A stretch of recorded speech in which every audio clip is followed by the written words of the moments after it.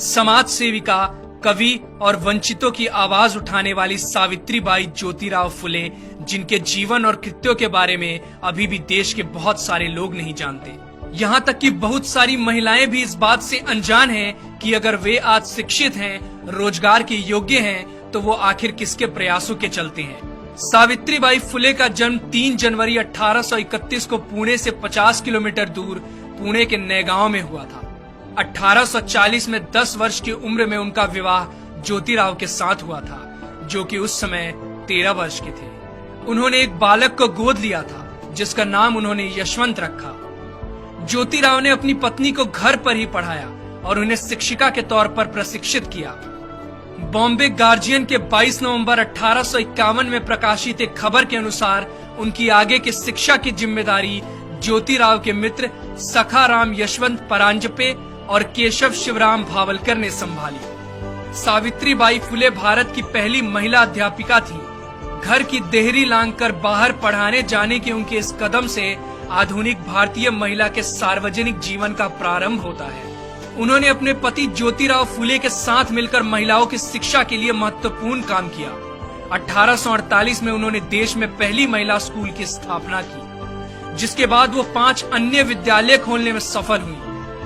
5 फरवरी 1852 के एक आवेदन पत्र के अनुसार लड़कियों के लिए पहले 3 स्कूल 3 जुलाई 1851, 17 नवंबर 1851 और 15 मार्च 1852 चिपलू नकरवादा, रास्तापेट और वेडलपेट क्रमशः शुरू किए गए। सावित्रीबाई फुले इनमें से सबसे पहले स्थापित स्कूल की प्रधानाध्यापिका थी।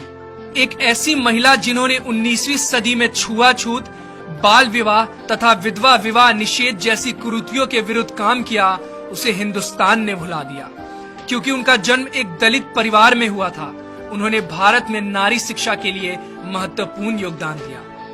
भारत में सावित्रीबाई और उनके पति दोनों ने मिलकर शूद्र एवं स्त्री शिक्षा आरंभ कर नए युग की नींव रखी। सत्यशोधक समाज की स्थापना 24 सितंबर 1873 को हुई और सावित्रीबाई फुले इस संस्था की एक अत्यधिक समर्पित कार्यकर्ता थी। ये संस्था कम से कम खर्चे पर दहेज मुक्त और बिना पंडित पुजारियों के विवाहों का आयोजन कराती थी। इस तरह का पहला विवाह 25 दिसंबर 1873 को संपन्न हुआ। सावित्रीबाई के मित्र बाजूबाई निम्बंकर की पुत्री राधा और सीताराम जाबाजी अल्हाट की शादी पहली सत्यशोधक शादी थी।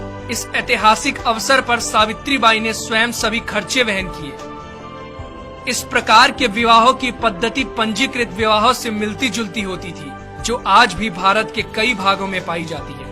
पूरे देश के पुजारियों ने इन विवाहों का विरोध किया और वे इस मुद्दे को लेकर कोर्ट में भी गए। फूले दंपत्ति को कठोर परेशानियों का सामना करना पड़ा, किंतु इससे वे अपने पद से विचलित नहीं हुए। 4 फरवरी 1889 को उन्होंने अपने दत्तक पुत्र की शादी इसी पद्धति से की।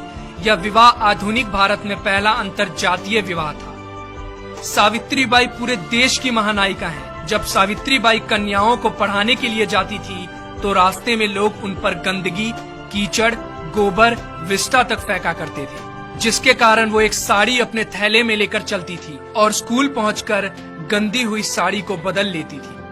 महात्मा ज्योतिबा फुले की मृत्यु सन 1890 में हुई।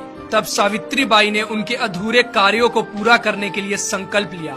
अगले साल 1857 में प्लेग की भयंकर महामारी फैल गई। पुणे क्षेत्र में प्रतिदिन सैकड़ों लोग इस प्रकोप में मर रहे थे। सावित्रीबाई ने यशवंत को छुट्टी लेकर आने को कहा और यशवंत के लौटने पर उनकी मदद से उन्होंने सासने परिवार के खेतों में एक हॉस्पिटल खुलवाया। वे बीमार लोगों के पास जाती और खुद ही उनको हॉस्पिटल तक लेकर आती। हालांकि वो जानती थी कि एक संक्रामक बीमारी है, फिर भी उन्होंने बीमार लोगों की सेवा और देखभाल करना जारी रखा। जैसे ही उनको पता चला कि मुंदवा गांव के बाहर महारों की बस्ती में पांडुरंग बाबाजी गायकवाड़ का पुत्र प्लेग से पीड़ित हो गया है, वो वहां गईं और बीमार बच्चे को पीठ पर लादकर हॉस्पिटल लेकर दौड़ी। इस प्रक्रिया में यह महामारी उनको भी लग गई और 10 मार्च 1897 को रात 9 बजे आखिरकार उनकी सांसें हमेशा के लिए थम गईं। दीन बंधु ने उनके मृत्यु की खबर को बड़े ही दुख के साथ प्रकाशित किया जो लोग पीठ पर अपने पुत्र को बांधकर दुश्मन से लड़ती हुई लक्ष्मीबाई की बहादुरी का गुणगान करते हैं, उन्होंने इस महिला की बहादुरी को पूरी तरह से नजरअंदाज कर दिया है, जिसने अपनी पीठ पर लादकर एक बीमार बच्चे को बचाया। उनका पूरा जीवन समाज में वंचित तबके, खासकर महिलाओं और दलितों के अधिकारों के लिए संघर्ष में बीता।